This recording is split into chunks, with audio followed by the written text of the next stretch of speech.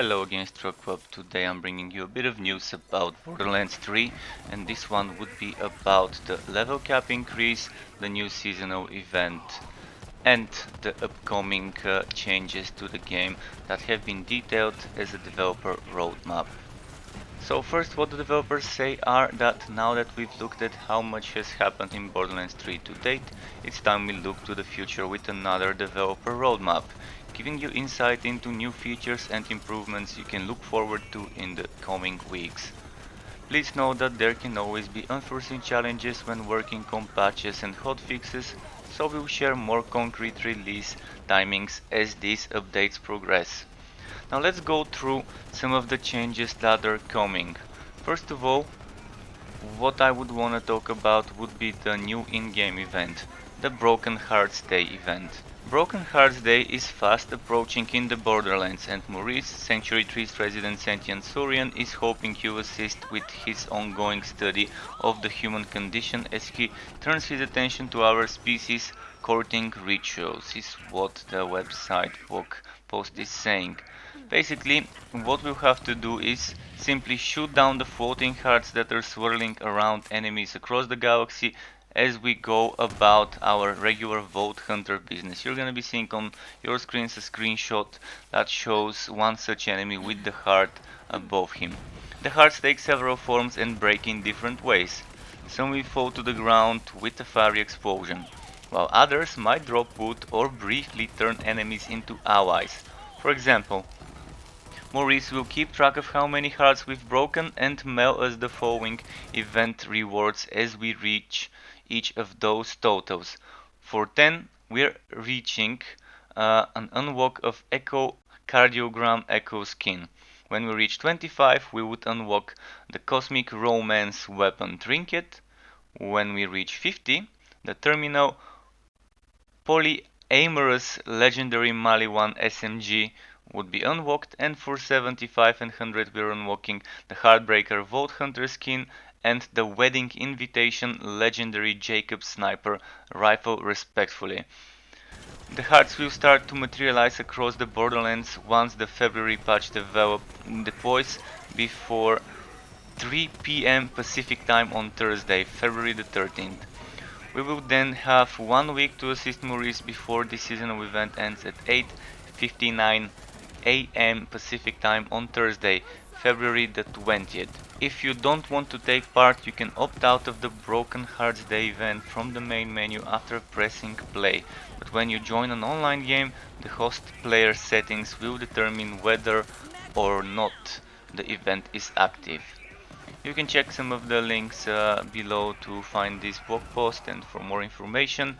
Now let's move on to some of the next things. Let's talk about the level cap increase. For the first level cap increase, we are currently planning to raise the maximum Vault Hunter level from 50 to 53, timed with the debut of Broken Hearts Day. This will give you 3 additional skill points to add to your skill trees, allowing you to enhance your existing builds or even experiment with additional abilities. This is what was said in the forum post posted last night. Now, what I think is that every single build now is getting stronger. It's obvious, I mean, come on, extra 3 skill points, perfect. Now, next what we're getting is True Takedown mode. So in the Borderlands 3 hotfixes for January the 30th, they shared with us their plans for True Takedown mode, and now the takedown at the Marion Black site scales with our party size by default. The True Takedown mode will deliver the extreme difficulty Gearbox always wanted and intended for us for the takedown content, by tuning the experience for a full party of 4 decked out Vault Hunters. To access the True Takedown mode, we simply need to activate the lever located on the right side of the door leading out of the airlock at the beginning of the map.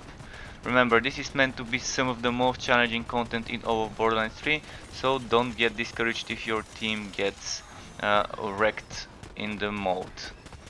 Now, next they would be implementing some performance and stability updates, and another thing they really wanna do, and we've been asking them to do, would be the skippable cutscenes update. Skippable in-game cutscenes are coming soon. We are in the process of testing this feature now and it will launch in the upcoming February patch. All cutscenes in the game, whether you've seen the cutscene before or not, will be skippable during solo play or by the host of your party during multiplayer. Guardian rank toggling, another feature that's very great for some builds that really don't wanna be using some of the perks that has been requested, will also be coming. What they say is, in a previous roadmap we shared our intention to let players disable the powerful perks associated with Guardian ranks. That change will be coming in the February patch and will allow you to individually disable specific perks. You'll also be able to disable the entire system if you prefer a more vanilla leveling experience. In the future we plan to expand the Guardian rank system to include additional perks. We're looking to introduce these new perks in tandem with the second campaign add-on, but they will not be tied to that content. Then there's gonna be event toggling. During the seasonal body harvest event, we heard the community loud and clear you'd like a way to opt out of an ongoing event. This feature will be introduced in this February patch, as you heard me saying earlier. Fight for your life improvements would also be coming in the co-op experience. And not just the co-op. They've identified a few ways they'd like to improve the system. By they I mean Gearbox. Specifically, they're looking at increasing the interaction radius between players, telegraphing revives to other players more clearly, and allowing multiple players to contribute to a revive. They expect this to be available in March. Then Mayhem 2.0 would also be coming eventually. They still haven't said when, but it will be coming. It will be coming. Another change that's coming would be expansions to the Twitch extension, to the EchoCast with Twitch extension. So currently the features are rare chest events, bad Azure events and Pinata events for Twitch streamer Mayhem, but they want to add even more types events in the future. They're hoping to introduce a Moxie themed event, which they first did during GuardianCon 2019, that would let us mix up buff or debuff inducing cocktails for the streamers using Twitch bits. They're aiming to have this ready for the EchoCast Twitch extension in March. Now next thing would be their approach, Gearbox's approach to balance changes. What they say is, as we continue to develop new content, we're always keeping an eye on balancing to ensure that Borderlands 3 continues to be enjoyed for years to come, much like previous Borderlands titles. We prefer to make buffs rather than nerfs. However, in the most extreme cases, we may step in to reduce the power level of weapons, gear, or skills that make competing options feel totally obsolete. All changes are made to keep Borderlands 3 feeling fresh for newcomers and veterans alike. We strive to make your chosen Vault Hunter feel unique, powerful and impactful across all levels, and we want to maintain the thrill of collecting gear for whatever new build you can come up with next. For more insight into how we approach balancing in Borderlands 3, you can read a link in the description. And finally, there's also gonna be more to come out at PAX East on the 27th of February. What Gearbox is saying is that the panel will stream live on twitch.tv/Borderlands 3 starting at 11:30 AM Pacific, 2:30 PM Eastern, 7:30 PM GMT. Expect a whole bunch of exciting content, announcements, including the full review of Borderlands 3's second paid campaign expansion. That will be on February the 27th.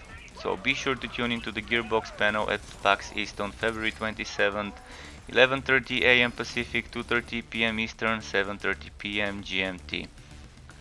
And you can also watch the latest episode of the Borderlands show for some more insights. If you've enjoyed the video and would like to be notified when I upload more Wooter content for Borderlands, Torchlight 3, Wolves and Words of Mayhem, Warhammer Chaos Bane or maybe some other similar titles, feel free to subscribe to my channel and feel free to also leave a like or dislike and maybe a comment to let me know what you liked or didn't like about the video.